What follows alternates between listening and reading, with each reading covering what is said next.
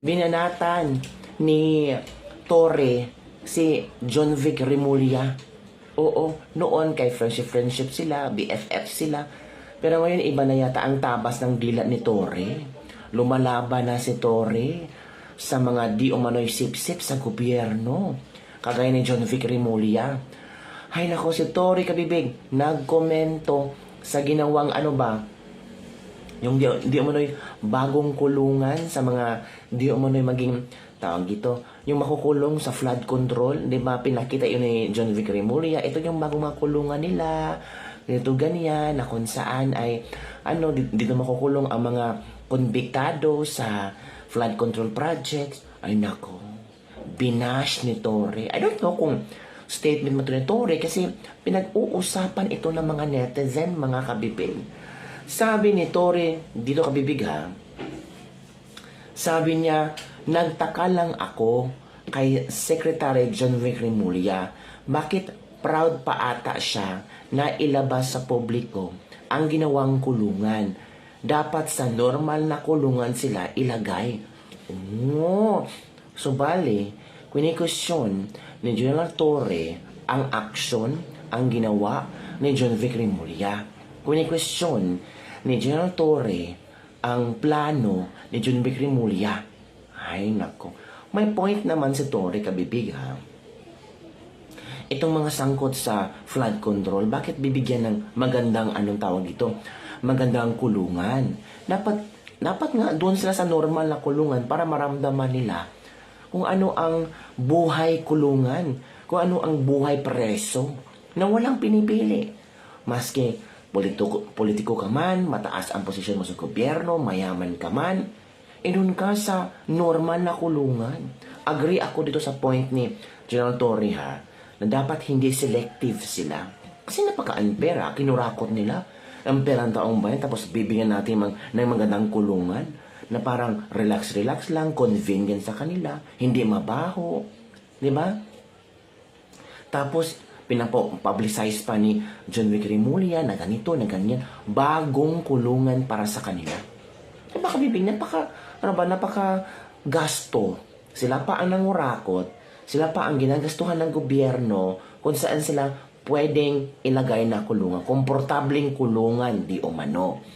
Anya, sabi ni Torre, dapat yung mga makukulong na dawit sa flood control, ikulong yan sa normal jail.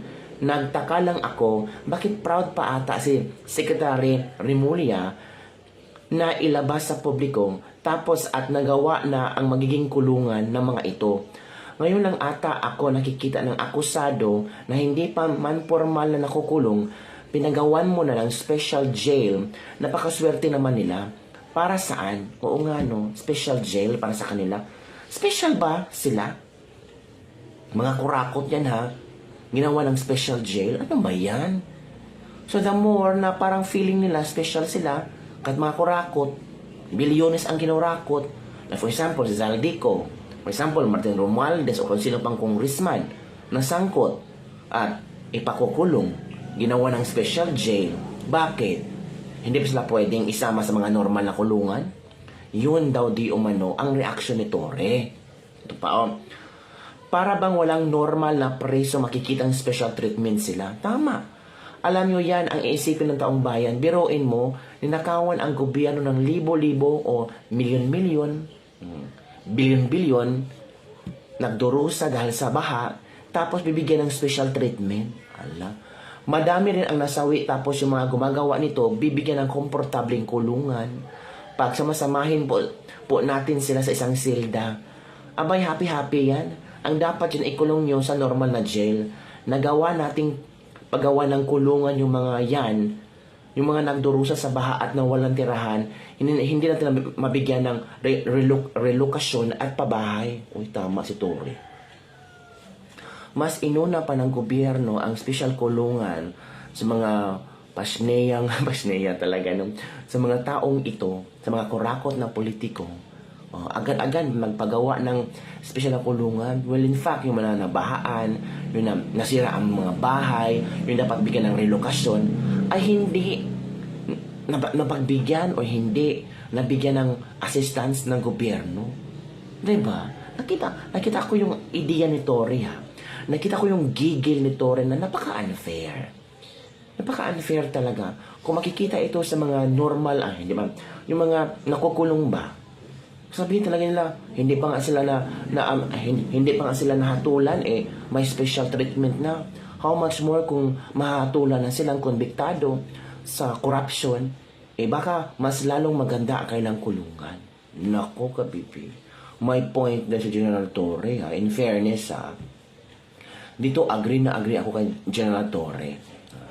Sabi dito, bakit kasi inilabas pa na booking tuloy na parang nasa bahay lang? Komportableng samantala maraming preso nagsisiksikan sa maliit na silda, parang sardinas, halos magkapalitan na ang mukha. Tama ka, bibig.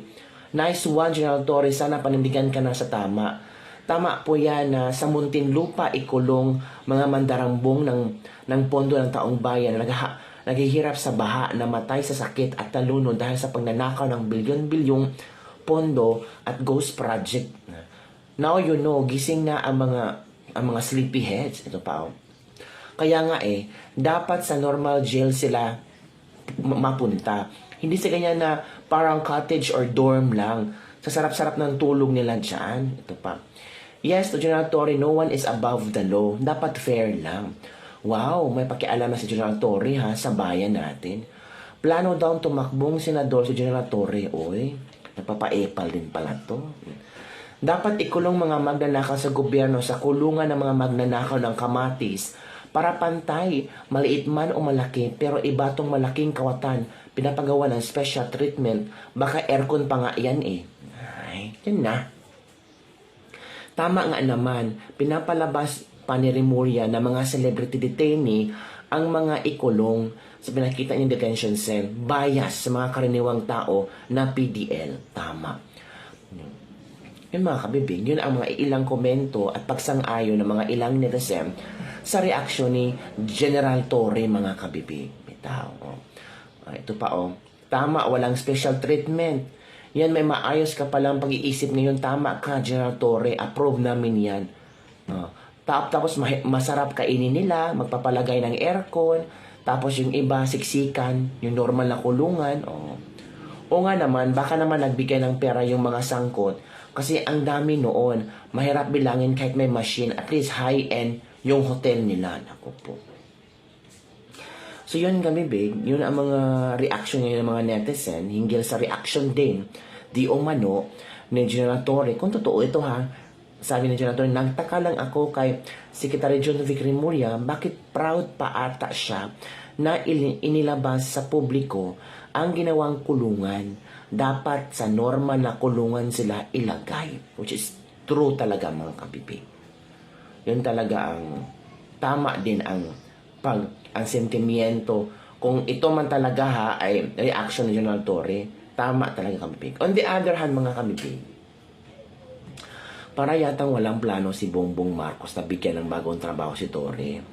Kasi matatapos ang leave ni Torre ngayong October 31. Until now, hindi pa rin pinapatawag si Torre. Hindi pa rin siya binibigyan ng special trabaho.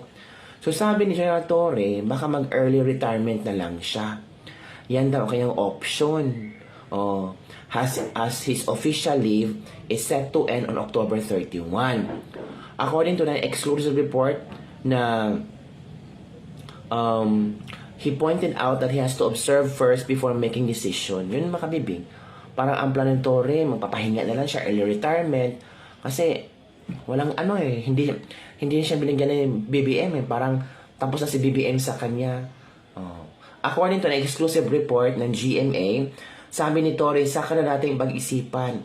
There's still nothing on the horizon so far. So, it means wala talaga. Those are one of many options to mag-early retirement siya. Those are among the options. That's among the options available sa atin. Let's observe first before we make decision.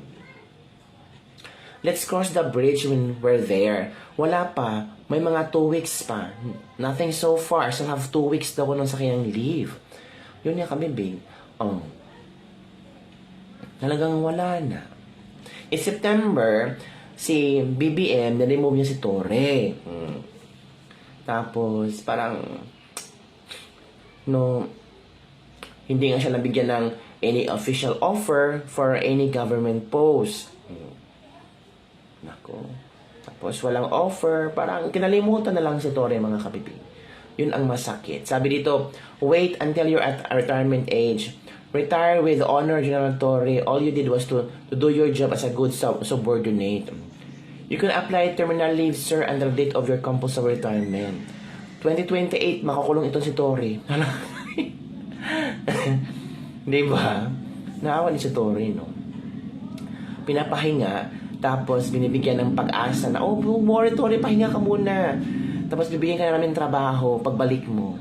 Malapit na ang matapos ang kanyang leave, wala pa rin contact sa kanya na, oh, dita. A better option to retire rather than stay in nakakahiya 4-star general on floating status. Tama. O diba, ginamit ka din? Oh. Don't retire, but just enjoy the glory of 4-star ranks without much responsibility. Oh, ito pa. Huwag ka mag-early retirement. Hintay ka sa 2028. Hala. Nako. Rest in service. So, si Torre din nakikita din na umattend sa liberal something party ba to? Liberal party na meron silang engagement. Nandun si Torre, inimbitahan siya ni Lily de Lima, kabipig. So, sabi ni Torre na wala pa naman siyang planong maki-join sa mga party-party, ganyan. Kasi sabi ni Torre, hindi ako pwedeng magmiyembro sa isang partidong politikal dahil ako isang active na police. I think the fight against corruption should transcend political lines. Ano man ang kulay mo, ano man ang paniwala mo, iisa ang ating hangarin, labanan ang corruption. Kasi para nakikita ng tao na close si Torre sa LP, sa Liberal Party. Oo, mga kabibig. Umatin si Torre sa kung walang korap, walang mahirap. Ito ang fellowship event ng mga Liberal Party, ng mga members. Kasama doon si Kiko Pangilinan, Lily de Lima, at iba pang friends nila. At naimbitahan si Torre ni Lily de Lima.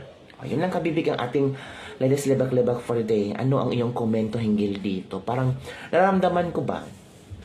Mag-early retirement yan si Torre, tapos sasali sa LP, tapos tatakbong senador.